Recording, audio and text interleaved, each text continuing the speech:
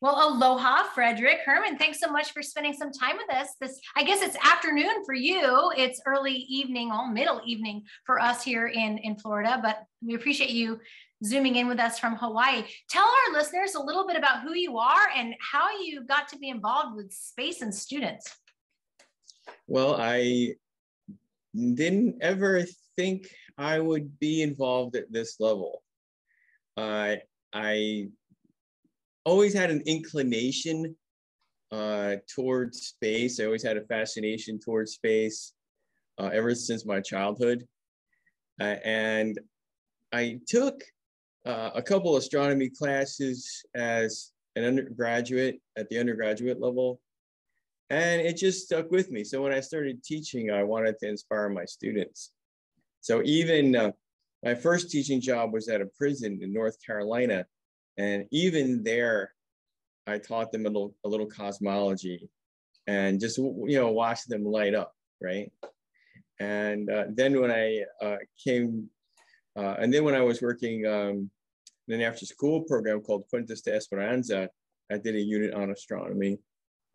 And then when I came here at Makua Lani, same thing. It was, I had a nonfiction class called AP English Language, and very few English teachers teach science. And I always thought that's a big mistake, because it's not as though everyone going to college is an English major or a literature major. They're probably not. So shouldn't English teachers teach how to write science? Shouldn't English like an APA paper instead of just an MLA paper, for instance? And right, I know. Sure. And because they say the part of this class is to teach how to write a college level paper. Well, not every college paper is Shakespeare. So anyway, I decided to do a science unit, and I taught some astronomy there. And and next thing you know, some of this stuff started to snowball, and now we're with the NSS and making ground stations and all these other things. It was just one door opened another. Wasn't really anything I can say that I planned. Right. As an English teacher myself, I was fascinated looking at, your bio, and I'm thinking, there just is no one like you. Obviously, even me, the way I got involved was really through the speech and debate side. But as an English teacher, I would always team up with Kevin when he was doing science fair, so that the writing that the kids were doing with me was going to be applicable to what they were doing there. And I never understood, after having done that, why there was like this, just this approach to, it is almost so old fashioned as to how we approach education in general, but with particular writing and reading. Were you ever able to incorporate any sci-fi into your class, into that English class, or even some some articles or nonfiction in space?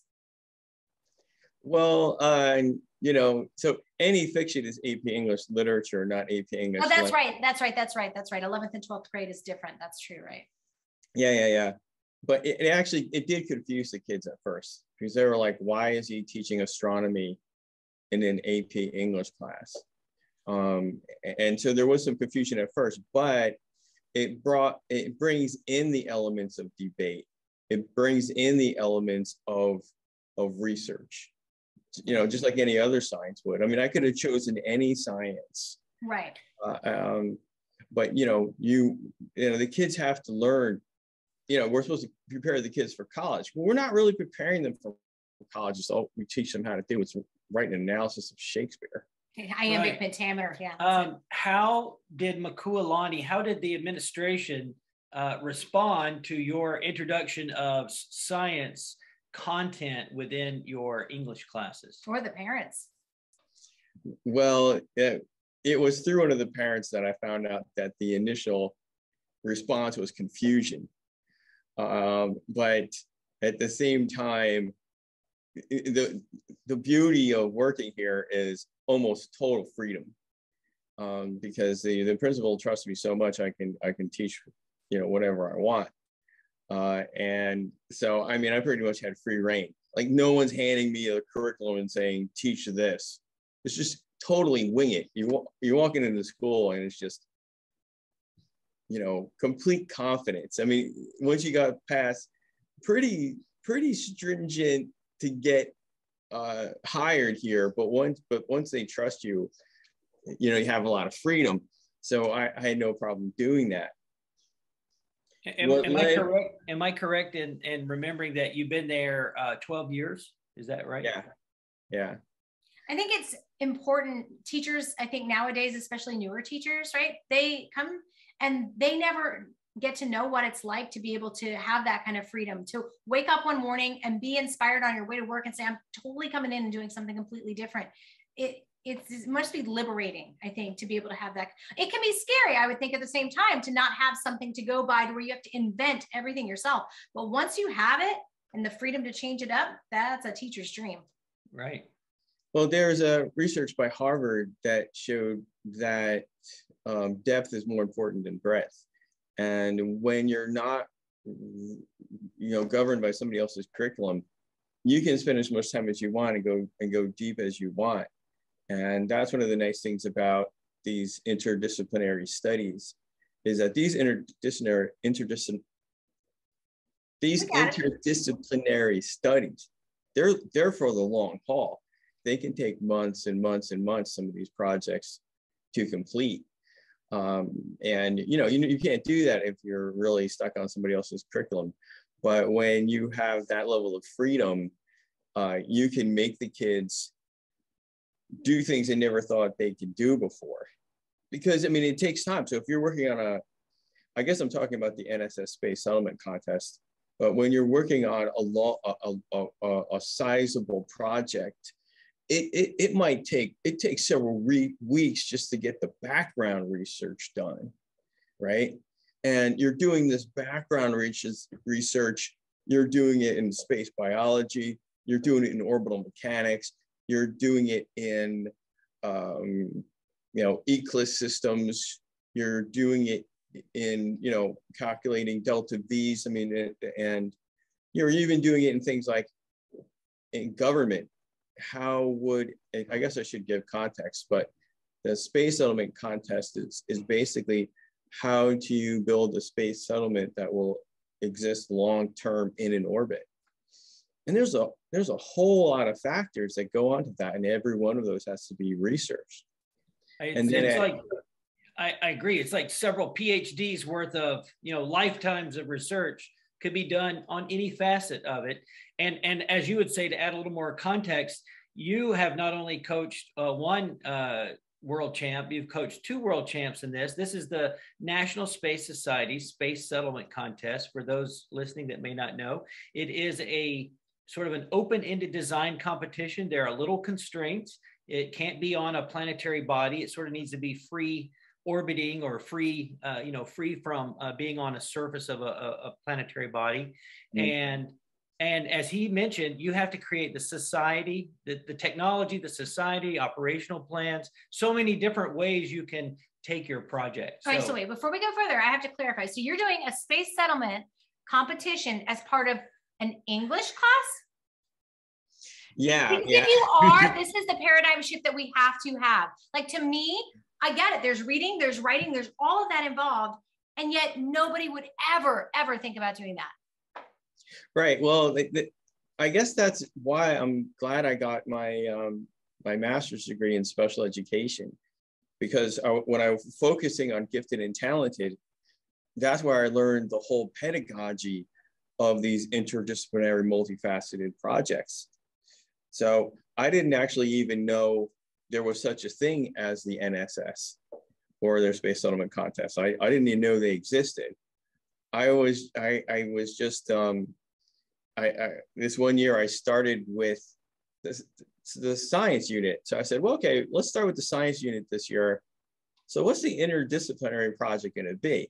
Because normally it was, this create your own world project where you had to create a world with the government and ecology and kind of like this. So how are we going to do that let's do it in space, right?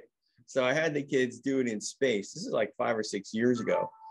And then I wanted the kids to take it seriously. And, the prophet's not accepted in his own hometown. when you bring people in from the outside, kids take it more seriously. So I told the students, I said, okay, the AP English language, you're going to do your space element. Advanced language, you're going to do your space element, but you're going to compete with each other. But I'm not going to be the judge.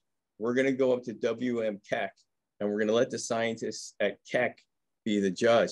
And then now it's on, because now they're like, what? Are you serious?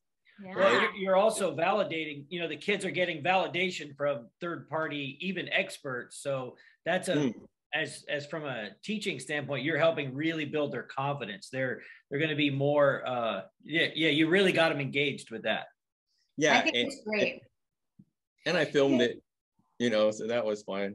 I'm thinking this is another paper topic for you. The idea of taking, like, it is not just interdisciplinary, it's cross, right? But it's almost taking content from where we assume these are not interchangeable at all, right? English and science, two different brains, but you've taken the content from one and you've put it in the other. And I think that you might have a paper there for a conference. Yeah. Although it evolved out of that, because, you know, ordinarily it started as something that I did in the English classes, but when the students became so successful, it became a club because other students wanted in. Yeah, right? Of course. And so it was an after school club for 2 or 3 years, and the kids continued to be successful. So then finally last year it was a class, and this year is also a class. So you have it's an elective then? No, it's actually a science. Really? Imagine that. So a school that's taking what you're doing and counting it as a science class that they wouldn't normally get in high. Yeah, and there was some concern at first because most schools want, you know, biology, chemistry, physics or something like that, and this doesn't fit the mold. But we found that we didn't think that when we looked at it, we thought, you know what, I don't think colleges care. And so when we realized it didn't really matter, that's when we got the green light to have it as a science. Well, and it has so much math in it anyway, with what you're doing in relation to the orbital mechanics and things like that, it seems to me that they're probably going to be better prepared than they would be with just having taken their straight course up, you know, the science curriculum thing. Yeah, and it's still evolving. I mean, it started as the space settlement contest, and so after we had that competition at WM Tech, and to be nice, the scientists at WM Tech, they weren't asked to say you're the winner, you're not the winner. They were asked like to divvy money out. So you know what I mean? So that the losing team didn't totally lose. Right. So, they got something. Yeah. So each scientist said, I think we called it like teraflorins or something like that. So each scientist had 100 teraflorins. So one might give 60 to this team and 40, another might give 70 and 30. You know, and that way the losing team doesn't feel like they were just kind of shut out, you know, because it just doesn't work like that, you know. Well, right. And it's good to reinforce, because regardless of whether they won that particular competition, they put in a lot of work that probably, you know, they don't even realize what they've learned because they see it almost like as a game. Now, the National Space Society's International Space Development Conference will be in Northern Virginia this May. Will you and your students be presenting their winning award there, or is that something you're considering? Well, my students seem to do the NSS contest every other year, so they decided not to do it this year. Okay. The winners from last year, if they wish, can still go and present, since it was canceled last year because of the pandemic. So they still have the right to go and present. I really don't know what the interest level is. And I think some of it depends on what happens with them with the NASA Hunch program and how well they do with NASA Hunch. I would imagine travel for, you know, those of us inside the continental US is a lot easier than, say, travel for you guys on the Big Island. right, because every trip starts with an 8-hour overnighter, you know. So you know, of course the kids are resilient. The first time we went to LA, we did the overnighter, landed, and went right to Universal Studios to go on like 4 hours of very terrible sleep. We went right to Universal Studios and went all the rides. But nothing's going to wake you back up like a roller coaster. I guess. I don't know. I want to pivot a little bit. You mentioned the Hunch program. So I had never heard of it until we met in Hawaii. Share with our listeners a little bit about what that is and how you got recognized for that. Well, I really probably should tip my hat to the NSS and to, I don't want to say his name wrong, but I think his name is Chris Kapp, K-A-P-P. We did an interview with him recently, yeah. So I'll make sure I'll link it in the chat. Yeah. Your podcast will be with his. Yeah. I'll link it. Yeah, so Chris had done a presentation on NASA Hunch and some, you know, for the NSS. And that's where him and I met. And so he really brought us into NASA Hunch. I mean, I don't know how else it happened. I think we met during an NSS meeting and he just put us in contact with NASA Hunch and they accepted our team. What is it though? I mean, what is a hunch? I mean, well, the thing about Hunch is that it's really engineering. And so it's been a shift for my students because I kind of think of the NSS settlement contest as more of like, you know, like I would compare it to armchair theology, like you're philosophizing, and there might be some like hands-on stuff, but normally it's like limited. You know, it's a theoretical, right? It's totally theoretical. Is it an acronym? Yeah. Or Yes. Oh, what's the acronym stand for? I'm like, oh, is it a hunch about how the universe came out? Like, what does hunch stand for? Well, Hunch, the H probably stands for high school, but that's all I can tell you. But anyway, but they actually have different programs within Hunch. Like one is how to cook food for astronauts. The one that we're in is called design, right? And so we're actually trying to design hardware that the astronauts will use in different contexts. So last year, and they have a number of these. And every year I would say they may have 8, 9, 10 different options that your students can choose from. So last year, my students choose what was called the food bite dispenser, where an astronaut is wearing a helmet on a spacewalk. How does he eat? There's got to be something in the helmet that allows him to eat, right? And so that was a pretty tricky one, but you know, a spacewalk can be 8 hours, so you really want a way for them to be able to eat. I quickly looked it up. High school students united with NASA to create hardware. Man, that's a long acronym. It's an ugly word, but it is a truthful acronym. Okay. Yeah. All right, but tell me about this food dispenser. Now all I'm imagining is like a Pez dispenser. That's all I'm imagining. So theoretically, what did they come up with? Like, how would the astronaut kind of, or are you allowed to share that? I don't know. Yeah, no, we're allowed to share it. In fact, the video should be online. I think I even put it on our school website. So it's what our students did was really interesting because it was so simple and so flexible that you know, that the NASA engineers really kind of enjoyed it. So it's kind of broken down now. I could actually grab it and show it to you, but it's not in the best of shape. That's okay, because our podcast listeners are probably only going to hear you anyway, although a few will watch on YouTube, but describe it. Okay. Well, what they did is that, you know, the main thing is that you have to have this thing where you can slide it from behind the head. And I think almost all the contestants did that. They had somewhere either to slide it from behind the head or from below the chin, slide it up so your mouth has access to it. what our students did though, our students did the behind the head thing where you grab it with your mouth, move your head so that it slides in front of your mouth. And what they did was really simple. They used silicone, and there's food grade silicone that's very safe.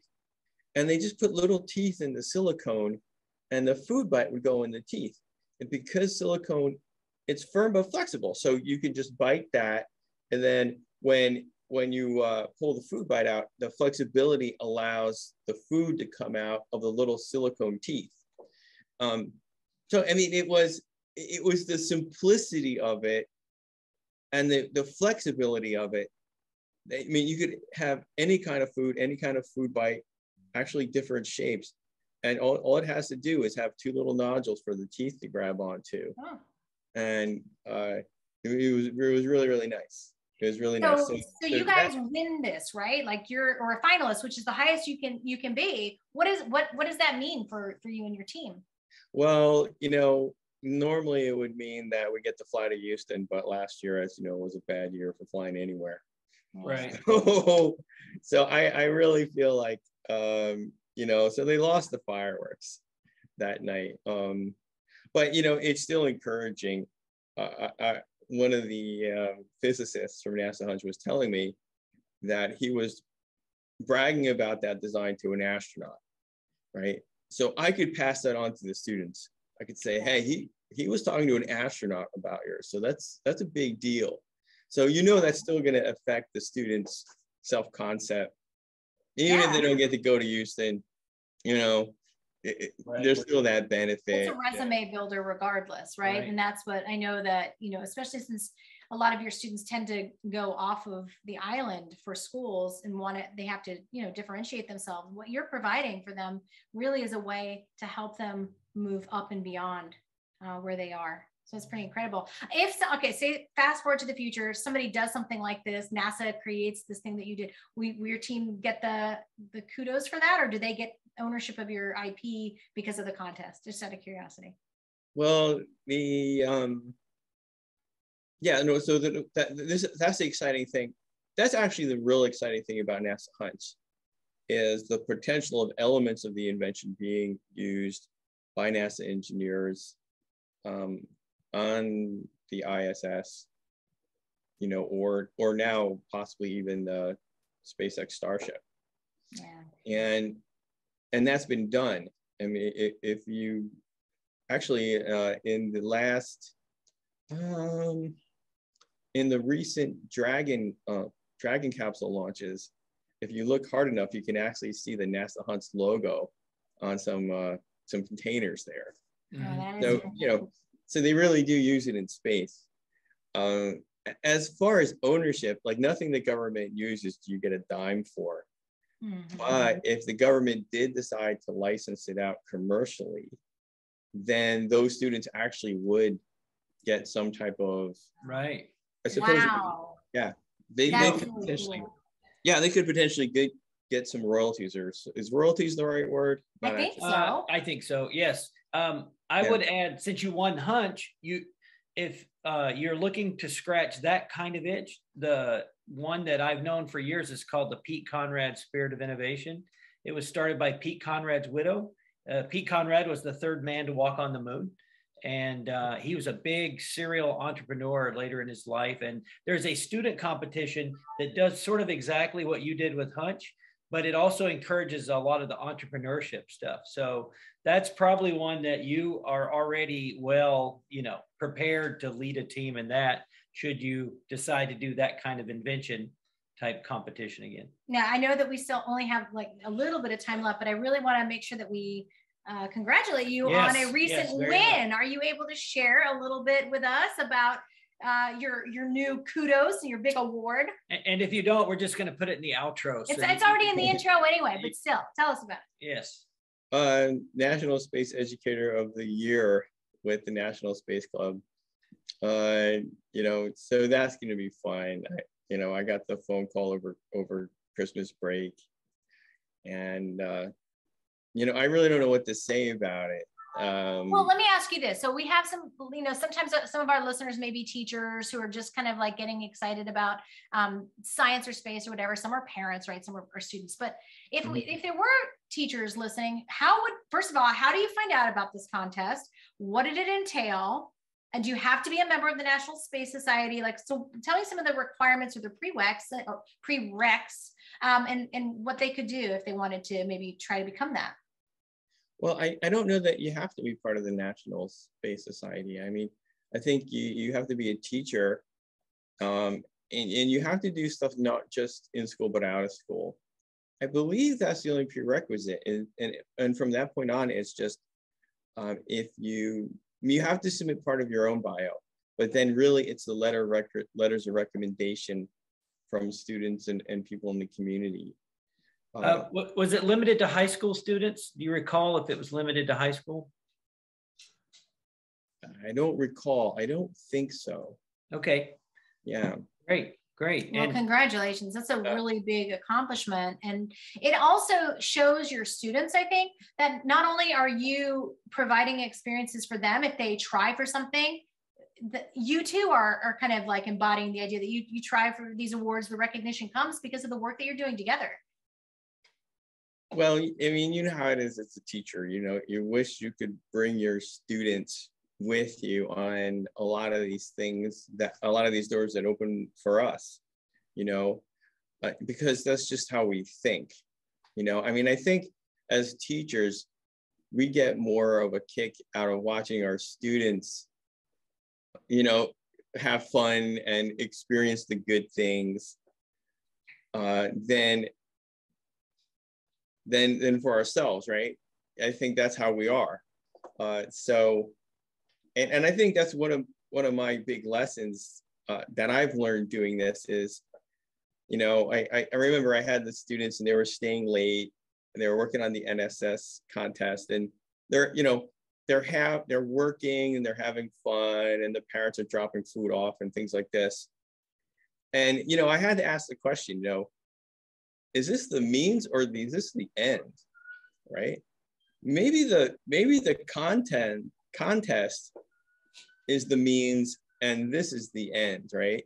Seeing them have fun, create friendships and all of that, Well, I mean, it's not an either or. Maybe they're both means and both ends, but I think that for us as teachers, there's a satisfaction watching our students just, have similar friends, develop friendships with similar kind of people, and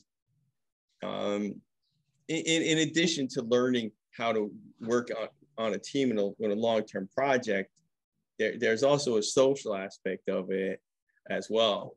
Well, you're teaching them valuable 21st century skills, right? Those soft skills cannot be, I think that's almost more important than the technology that these kids are, practicing or learning in high school. It's really about, can you communicate? Can you collaborate? Are you a critical thinker? And having seen you with your students, and I know it was only a brief time, right? Mm-hmm. I think that it's evident that what you do, the caring for the kids and wanting them to do so well, really shows through in the way that they trust you, and they seem to really not only respect you, but they just genuinely seem to like you. So that's a really big feat when you're a teacher as well, to be able to accomplish that. Yes, for our listeners, we just spent some time in Hawaii on the Big Island with Frederick and a group of his students at Makua Lani Christian Academy. Present a paper, but we also heard one of his students present a paper as well. Well, not just that, just like the walking downtown and somebody knew you from across the way, and they felt, mm-hmm. Like some high school kids would just turn the other way and not say anything, but that you could just tell that your kids would drive to meet you to have dinner somewhere. Like, it's just, you could just tell that whatever it is that you're doing is really a great example for every teacher. As we get to the end, and before we get to the last question, I just have to ask, are you a Space Foundation teacher liaison? Because if you're not, you need to be. Like, I'll talk to you about that separately, but are you one already? I'm definitely not. And I'm not sure I'm familiar with that. So I'm going to talk to you about that later. And likewise, you need to join the AIAA and become an educator associate, which is the great price of $0.